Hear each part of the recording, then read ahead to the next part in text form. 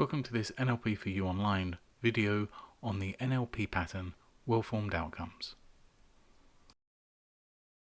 If you've ever done any sort of goal setting, then you've probably come across SMART objectives. NLP Well Formed Outcomes are a bit like SMART objectives, with some additions that make them much more NLP friendly. The idea behind the Well Formed Outcome is to help you to clearly define your goals using a simple framework designed to ensure that what you want is not only achievable, but also fits in with the rest of your life. It's too easy to set a goal which relies on other people, is too general, or works against who you are as a person. The well-formed outcome model is designed to avoid this. Step 1. Be specific. The first step is to get as specific as you can about the outcome you're looking for. For example, lose weight just doesn't cut it. How much, by when? And if the goal is simply to lose weight, then cutting off an arm or a leg would achieve that. The more specific, the better. Put time frames, details. Be specific about every aspect of the outcome you're looking for. With outcomes, the more detailed, the more likely you are to be able to achieve them. Step 2. Use positive language. One of the core concepts of NLP is that the mind cannot process negatives. This means that I don't want to be poor is processed as I want to be poor. The negative phrase is dropped. If you apply that thinking to well-formed outcomes, then it becomes important to frame the outcome in positive language. What do you want rather than what do you want to avoid? So I want to be less nervous should be framed into I want to be confident when talking to people I don't know. Focus on where you're going, not where you're leaving. Just a side note on this. There are people who are motivated by away from than towards. They look to solve the problem of the current situation rather than move to a new one. For these people, you'll need to frame the outcome in a more negative tone.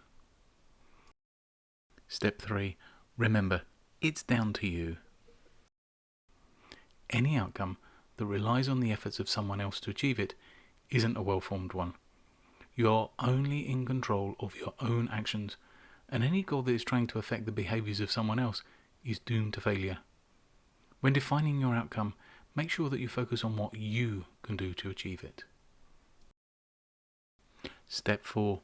Context is key. Context is the where and when of an outcome. If your objective is to be more positive, then this needs to be balanced with a time and place. Being positive when delivering bad news is unlikely to be appreciated. Step 5. How will you know? This is where the neurological component of NLP comes into play with well-formed outcomes. From an emotional, physical and neurological standpoint, how will you know when you've achieved your outcome? In SMART goals, there is a level of measurability, but it is usually from a number and data standpoint, and it rarely covers the physiological view of the result.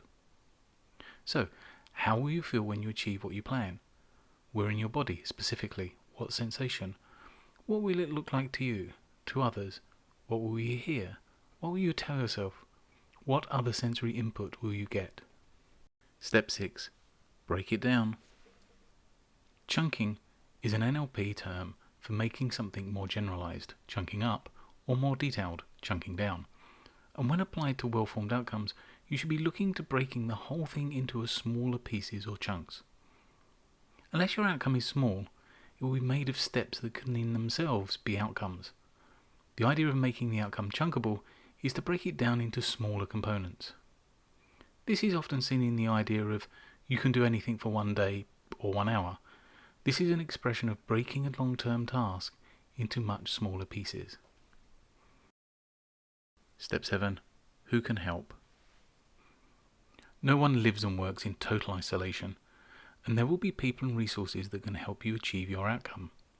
Whether you need specific skills or abilities, or need access to people with specialized knowledge and experience, these are all resources that you should make a note of. When defining a well-formed outcome, it's important to try and list all of the people, skills, and physical and emotional resources that will help you achieve your goals. Step 8.